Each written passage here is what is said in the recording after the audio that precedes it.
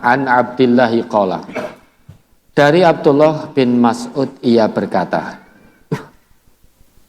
Man sarrahu ayyalqallaha ghadan musliman falyuhafid ala haula'is sholawati haitsu yunada bihinna. Siapa yang kelak merindukan bertemu Allah dalam keadaan muslim sejati, berserah diri totalitas jiwa dan raga kepada Allah, falyuhafid ala haula as-sholawat min haitsu yunada bihinna. Hendaknya mereka yang rindu bertemu Allah dalam keadaan muslim sejati, hendaknya mereka menjaga sholat yang 5 waktu dimanapun dia mendengar panggilan itu. Maksudnya hendaknya orang yang rindu bertemu Allah menjadi muslim sejati, dia menjaga sholat di 5 waktu yang sudah ditetapkan dimanapun dia berada, baik dalam kesendirian maupun dalam keramaian. Lagi seneng-seneng piknik, ya tak? Lagi naik gunung, lagi belanja di jalan-jalan di mall, jangan pernah abe terhadap panggilan sholat. Tunaikan sholat di waktunya. Fa innallaha syara'a li nabiyyikum sallallahu alaihi wasallam sunanal huda. Wa innahunna min sunanil huda. Dan sesungguhnya Allah mensyariatkan kepada nabi kalian, yaitu Nabi Muhammad sallallahu alaihi wasallam, untuk menjaga sholat-sholatnya, untuk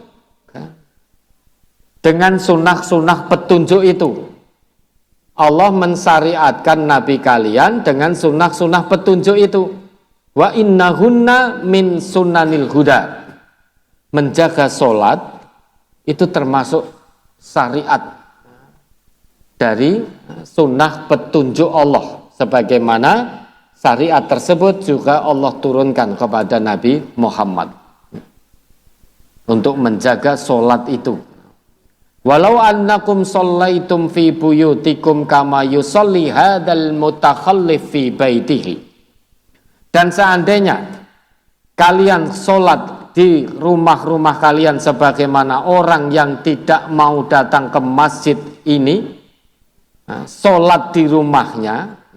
Jadi orang yang tidak ada udzur yang dibenarkan syariat, kalau ini laki-laki, dia dengar panggilan adzan, tidak datang ke masjid untuk tunaikan sholat berjamaah, dia memilih sholat di rumah, maka disebut dalam hadis ini sebagai al-mutakhallif. Orang yang melanggar, dia lebih milih sholat di rumah. Artinya melanggar sunnah petunjuk tadi, sunanul huda tadi. Melanggar sunnah petunjuk tadi. La taraktum sunnata nabiyikum, ya toh, niscaya kamu akan tinggalkan sunnah nabimu.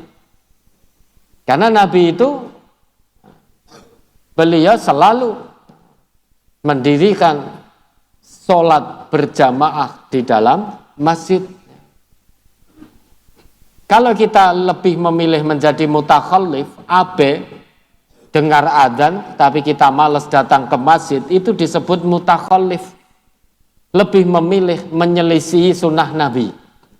Meski sholat di rumah, itu ya dapat pahala. Tapi kalau tidak ada udzur yang dibenarkan syariat, berusahalah datang sholat jamaah ke masjid biar tetap sesuai dengan sunanul huda, sunnah petunjuk tersebut. Walau taraktum sunnatan nabiyyikum la dolaltum. Jika kamu tinggalkan sunnah nabimu, maka kamu akan tersesat jalan. Gimana tidak tersesat? Menjadi malas sholat jamaah ke masjid. Berarti tidak ingin kebaikan yang lebih dari Allah. Wa ma min rajulin yatatahharu fayuhsinut tuhura.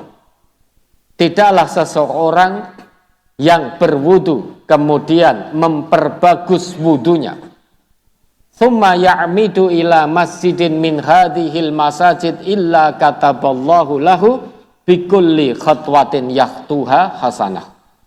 Kemudian dia keluar dari rumahnya menuju masjid dari masjid-masjid Allah, dalam arti untuk mendirikan sholat berjamaah di masjid itu, melainkan Allah tetapkan untuknya satu langkah kakinya yang dia melangkah menuju masjid, satu langkah kakinya itu mengandung kebaikan.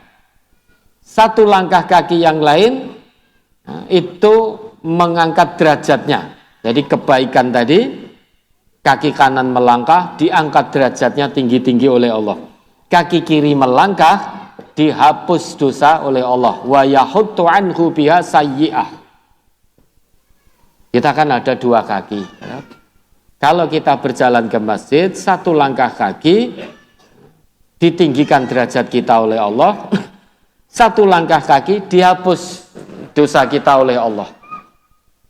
Padahal jarak rumah ke masjid berapa langkah? Langkah kaki kanan kiri gitu. Satu kaki kanan melangkah ditinggikan, satu kaki kiri melangkah dihapus dosa.